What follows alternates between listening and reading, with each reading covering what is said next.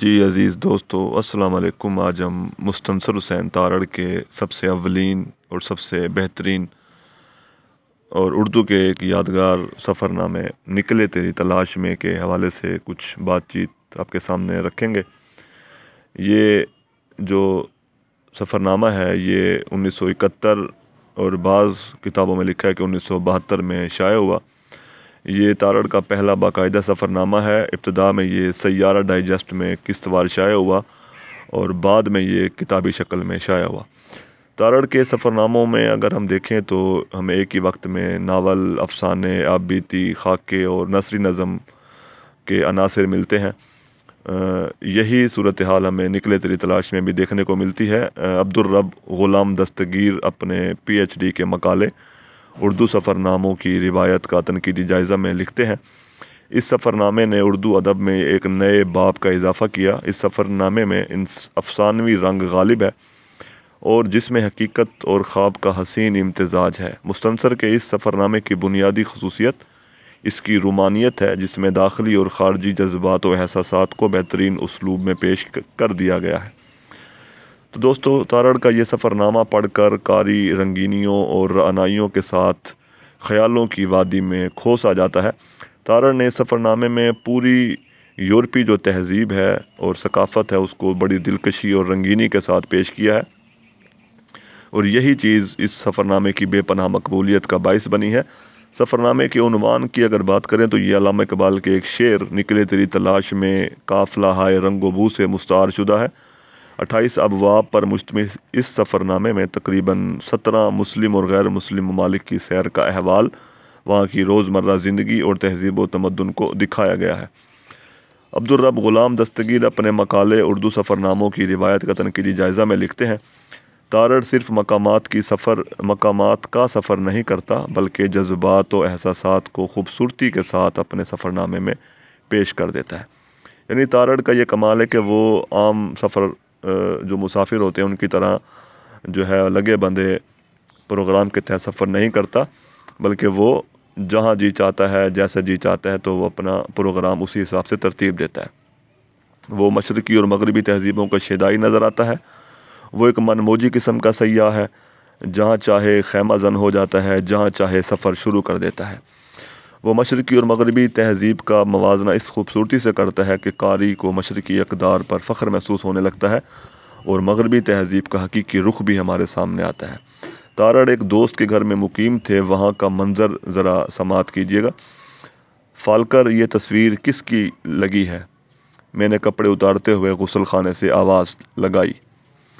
دروازے پر کیرن کی تصویر کا کینوس لگا ہے، اس طرح غسل کے دوران اسے آئینے کی ضرورت پیش نہیں آتی۔ اسٹوڈیو میں سے جواب آیا، میرے ہاتھ جہاں تھے وہیں رک گئے، اور ٹوائلٹ سیٹ کے اوپر اپنے والد صاحب ہیں، بوڑھے کو لٹکانے کے لیے یہی جگہ مناسب ہے۔ تو دوستو، سفر نامے میں جنس کا چٹخارے دار بیان بھی ملتا ہے اور بہت سارے افسانوی قسم کے کردار بھی ہمیں دیکھنے کو ملتے ہیں، اور ڈرامائیت کے عناصر بھی اس سفر نامے کی خاص خوبی ہے۔ مثلاً ایک اقتباس سماعت کیجیے، شیشے کا اتنا خوبصورت کام میں نے کہیں نہیں دیکھا۔ ربیکا نے اپنی لمبی انگلیوں سے گلدان پر ابھرے ہوئے نقوش کو پیار سے چھوتے ہوئے کہا، تمہارا کیا خیال ہے؟ مرینوں کا بنا ہوا گلدان خوبصورت ہے نا؟ ہاں ہے، لیکن شاید اتنی خوبصورت انگلیاں مرینوں کے کاریگر صدیوں میں بھی تخلیق نہ کر سکیں۔ اس نے یکدم گلدان سے ہاتھ کھینچ لیا اور میری طرف دیکھنے لگی۔ تو دوستو، تارڑ کا مقصود صرف لطف و انبساط کا حصول نہیں ہے، وہ سچ کا متلاشی ہے۔ وہ دوسری دنیا کا سچ جاننا چاہتا ہے۔ وہ حساس دل اور روشن دماغ کا مالک ایک سیاح ہے جس کا تاریخی شعور ہمیں اس افسانے میں نکھرتا ہوا نظر آتا ہے۔ اس سفر نامے کی سب سے خاص خوبی یہ ہے کہ اس کے ہر باب میں ہمیں ایک نیا جاندار اور افسانوی قسم کا کردار دیکھنے کو ملتا ہے۔ یہ کردار اتنا جاندار ہے کہ قاری کو محسوس ہوتا ہے کہ گویا برسوں سے وہ اس سے آشنا ہے۔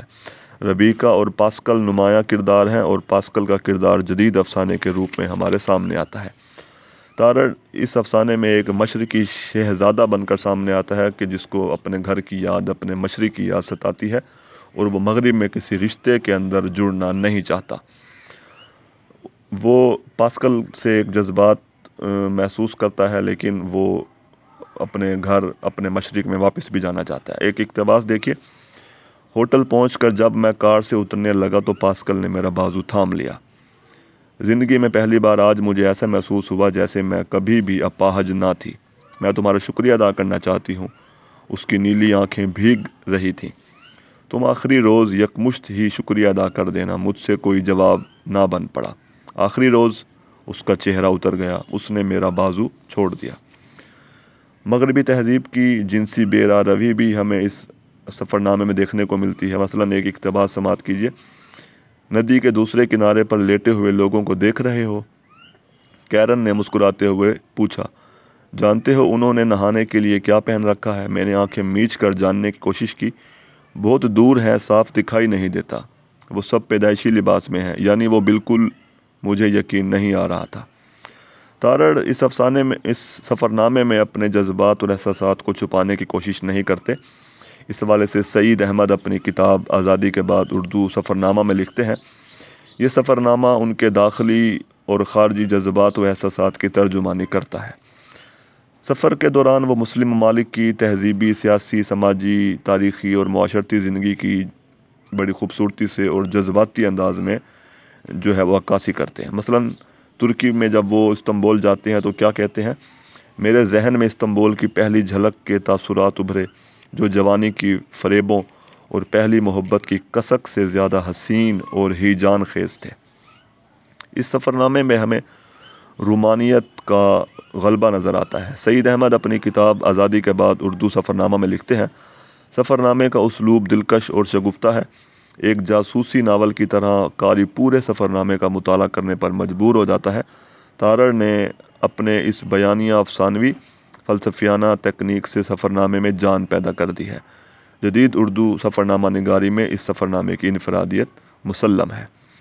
تو دوستو، ہم مجموعی طور پر کہہ سکتے ہیں کہ رومانوی فضا اور طلسماتی فضا، تخیل کی جادوگری، رعنائی خیال کے باعث قاری سفر نامے کا گرویدہ ہو کر رہ جاتا ہے، اور یہ سفر نامہ تارڑ کی تخلیقی صلاحیت اور اس کی فنکاری کا ایک زندہ شاہکار ہے۔